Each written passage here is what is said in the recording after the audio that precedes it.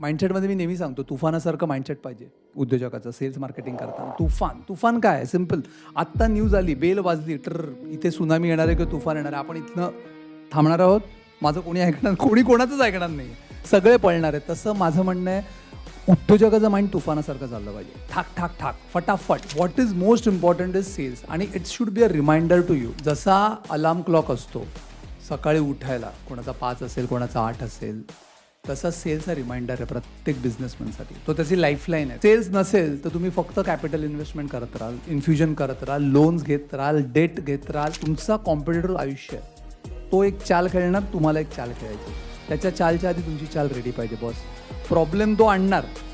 असं कोणतं आयुष्य आहे का इथे बसलेलं जे म्हणेल की माझं विदाऊट प्रॉब्लेम आयुष्य चाललंय? नाही, पॉसिबलच नाही आहे. पण मग शतरंजमध्ये मजा काय येते? तिकडनं एक आला, मग आपण एक डाव लावला. तसं जगा.